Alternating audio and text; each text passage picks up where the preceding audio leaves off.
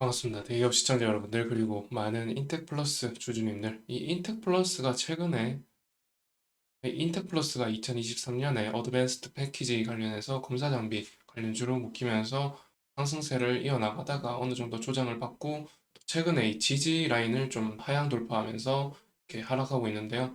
그 이유를 설명을 좀 드리고요. 그리고 현재까지 지금 인텍플러스에 적용될 만한 양방향의 모멘텀을 알려드리도록 하겠습니다. 그러면은 이 영상을 보시기 전에 구독하지 않으신 분들은 구독부터 해주시면 좋겠죠.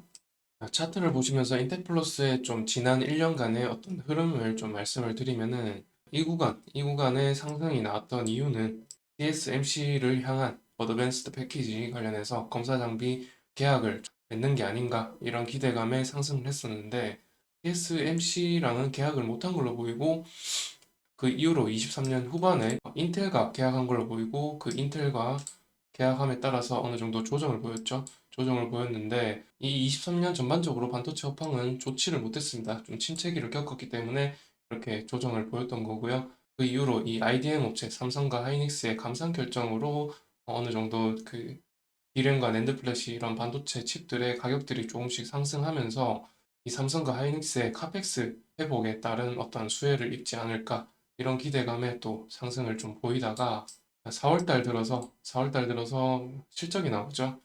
실적이 나왔는데 적자 전환을 하죠. 실적을 보시게 되면 매출액에서 크게 감소를 했고요. 그러면서 당기순이익이 적자 전환 108억 마이너스가 나왔습니다. 그러면서 그런 재무적인 수익적인 측면에서 좀 적자가 나오면서 이렇게 지지 라인을 하향 돌파하면서 하락하고 있는 모습을 보여주고 있습니다. 그런데 이 인텍플러스의 이슈만 놓고 본다면은 이렇게 하락할 이유가 있나 싶을 정도인데요. 인텍플러스의 주요 이슈들을 말씀을 드리면은, 23년 4분기에 삼성과 어떤 아이큐브 패키징 라인 증설에 따른 추가 수주가 예상이 되면서 어느 정도 매출액 증대를 좀 예상할 수가 있는 이런 이슈도 한 가지가 있고요. 또 하나가 이 인텔플러스 자체의 기술력만 놓고 본다면은 AOI라는 이 자동 강압 검사 시스템을 도입했습니다. 자동 강압 검사기를 도입을 하면서 이 검사 시스템을 가지고 이 제품의 정기적인 특성을 좀 정밀하게 물리적으로 외관을 검사해가지고 정밀하게 측정하는 장비가 되겠는데, 이를 통해서 글로벌적으로 IDM 업체 3개의 업체에 대한 또 납품량도 갖고 있는 걸로 보이는데요.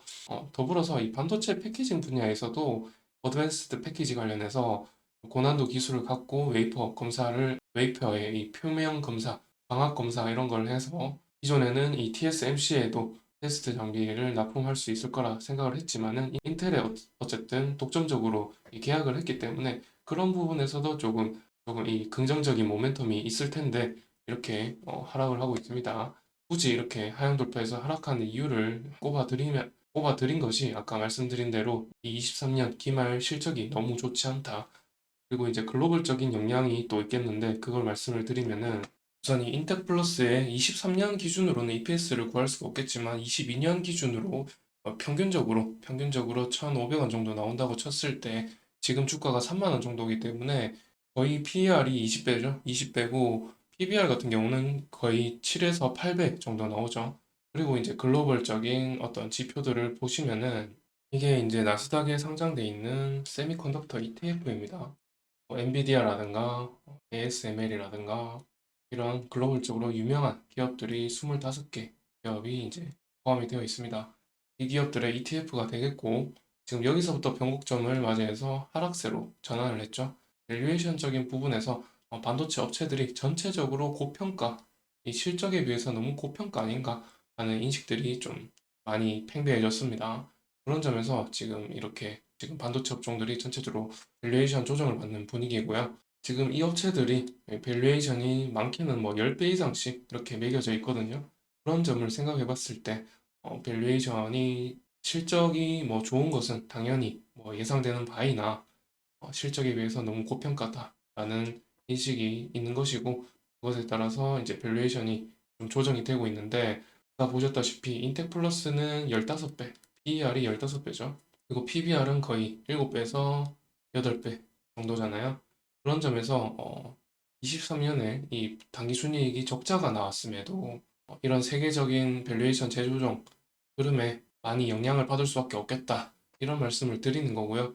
그러면 지금까지 이제 하락 요인에 대해서 말씀을 드렸는데, 그럼 반대급부로 이제 상승 모멘텀도 어떤 것이 있는지 말씀을 드려야겠죠. 인테플러스의 이 분기별로 실적을 추이를 좀 전망하는 건데, 여기가 24년 4분기가 되고요. 이 4분기까지 조금씩 실적이 상승할 거다. 이런 거를 보여주는 그래프가 되겠는데요.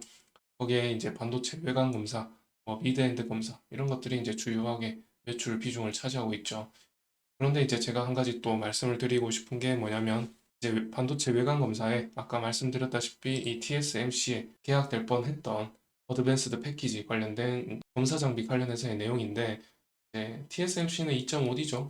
TSMC는 2.5D를 패키징하고 있고, 최근 들어서 이 3D를 패키징하기 위해서 우리나라의 국내의 많은 기업들이 지금 기술을 먼저 선점하려고 기술 개발에 힘쓰고 있습니다.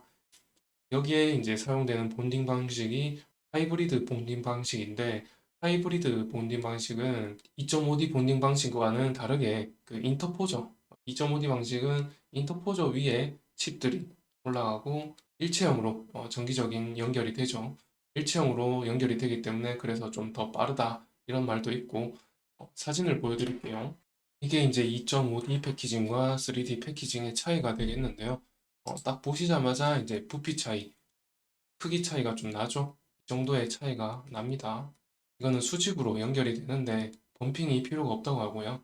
인터포저도 필요가 없고, 그런 점에서 공간적인 효율도 좀 더 낮겠고, 수직으로 이 화학적인 또 물리적인 본딩을 통해서 좀 더 이 2.5D보다 더 빠른 신호 처리가 가능하다. 그런 점에서 이 3D 패키징을 어느 정도 이제 개발 속도를 좀 올리고 있는데, 국내 기업들이 여기에 대한 또 여기에 대한 인텍플러스의 그 검사 능력이 또 있지 않나 하는 또 기대감도 인텍플러스에 있기는 합니다.